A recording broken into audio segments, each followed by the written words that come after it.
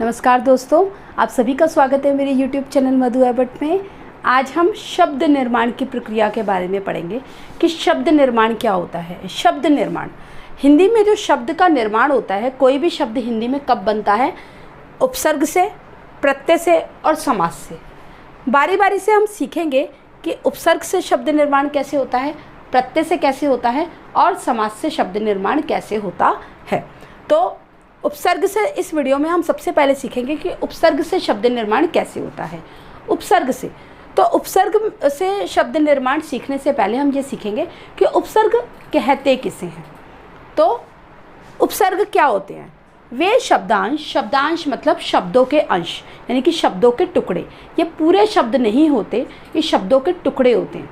तो वे शब्दांश जो शब्द के आरंभ में लगकर शब्द के अर्थ में बदलाव लाते हैं तथा शब्द के अर्थ में विशेषता लाते हैं, उन्हें उपसर्ग कहते हैं। यानी कि कैसे लाते हैं देखेंगे। यानी कि ये जो शब्दों के टुकड़े होते हैं, ये मूल शब्द के आगे लगते हैं और आगे लगकर शब्द के अर्थ में परिवर्तन लाते हैं, उसमें विशेषता लाते हैं, उन्हें क्या कहते हैं? उपसर्ग कहते हैं। जैसे बहुत सारे उपसर्ग होते हैं, अध, बद, अ, इसके अलावा भी बहुत सारे उपसर्ग होते हैं। तो उदाहरण के तौर पर जैसे पुत्र एक मूल शब्द है। पुत्र एक मूल शब्द है, इसके आगे, पुत्र का मतलब होता है बेटा, इसके आगे जब कु लगेगा तो क्या बन जाएगा? कुपुत्र। यानी कि पुत्र मतलब बेटा और कुपुत्र मतलब बुरा बेटा। तो शब्द के अर्थ में एक उपसर्ग लगने से, कुउपसर्ग लगने से शब्द के अर्थ में कितना बदलाव आ गया, उसका अर्थ ही परिवर्तित हो गया। पुत्र मतलब बेटा, कुपुत्र मतलब बुरा बेटा।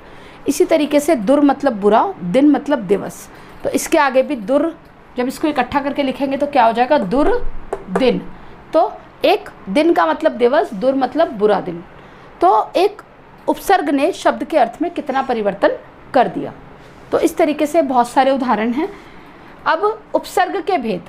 उपसर्ग जो होते हैं वो 3 प्रकार के होते हैं। पहले होते हैं संस्कृत के उपसर्ग, हिंदी के उपसर्ग और आगत उपसर्ग। संस्कृत के उपसर्ग क्या होते हैं? संस्कृत के जो उपसर्ग होते हैं उन्हें हम तत्सम उपसर्ग भी कहते हैं। क्यों कहते हैं? क्योंकि ये संस्कृत भाषा से ऐसे ही बिना रूप बदले हमारी हिंदी में आए हैं, इसीलिए इनको संस्कृत के उपसर्ग या तत्सम उपसर्ग कहते हैं। और ये संस्कृत शब्दों के आगे लगते हैं।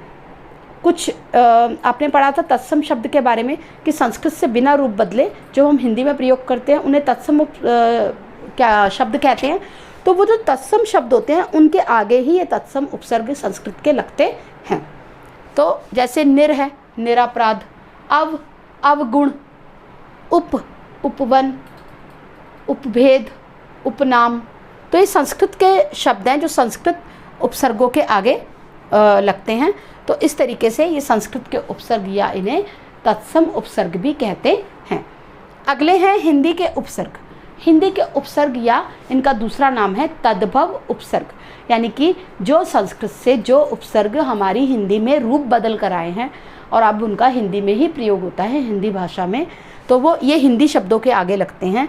जैसे अ, नी, सु, भर आदि। तो हिंदी का जैसे सु ले लेते हैं हम, तो सु कन्या क्या है? कन्या का मतलब होता है लड़की, और कन्या के आगे जब हम सु लगा देंगे तो क्या बन जाएगा? सुकन्या, यानी कि अच्छी कन्या। सु मतलब अच्छे के लिए प्रयोग होता है। इसी तरीके से भर है, भर पेट। तो ये हिंदी के वे उपसर्ग हैं जो हिंदी शब्दों के आगे लगते हैं और इनको तद्भव उपसर्ग भी कहते हैं। अगले होते हैं आगत उपसर्ग। आगत का मतलब होता है आना, यानी कि जो दूसरी भाषा से, अंग्रेजी से, उर्दू से, फ़ारसी से, अरबी से, दूसरी भाषाओं से हमारी हिंदी में आए हैं, उन्हें हम आगत उपसर्ग कहते हैं। आगत उपसर्ग जो हैं, जो जिस भाषा से आया है उसी शब्द के आगे लगेगा। जैसे अंग्रेजी का कोई शब्द है तो उसके आगे अंग्रेजी का ही उपसर्ग लगेगा, हमारी हिंदी में भी प्रयोग होता है, ठीक है। ऐसे ही उर्दू का कोई शब्द है, उसके आगे उर्दू का ही उपसर्ग लगेगा। तो ये हमारी दूसरी भाषाओं से हमारी हिंदी में आए हैं, इसीलिए इनको आगत उपसर्ग कहते हैं। उदाहरण के तौर पर जैसे जर्नल है, जर्नल अंग्रेजी का उपसर्ग है और ये अंग्रेजी शब्द के आगे लगेगा हिंदी में। जैसे हम हिंदी में प्रयोग करते हैं जर्नल मैनेजर, आमतौर पर हिंदी में प्रयोग करते हैं इनका, तो जर्नल मैनेजर, मैनेजर के आगे जर्नल लग गया तो जर्नल मैनेजर अर्थ ही बदल गया। इसी तरीके से मिनिस्टर के आगे चीफ लगेगा तो वो क्या बन जाएगा, चीफ मिनिस्टर। तो ये अंग्रेजी शब्द है और अंग्रेजी शब्दों के आगे ही अंग्रेजी उपसर्गों का प्रयोग हो रहा है।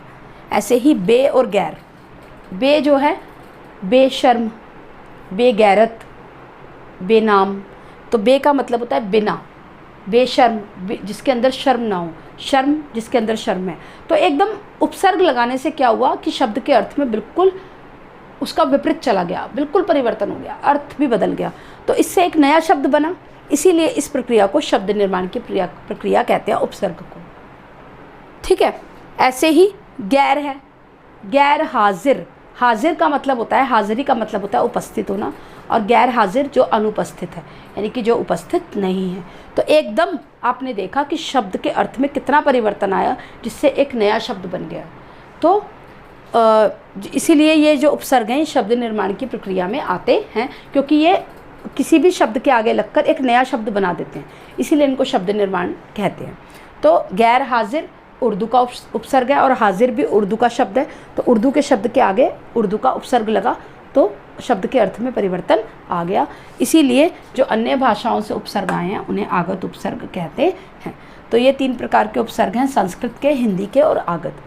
और ये उपसर्ग की प्रक्रिया, शब्द निर्माण की प्रक्रिया कैसे है, आशा करती हूँ वो भी आपको समझ में आया होगा।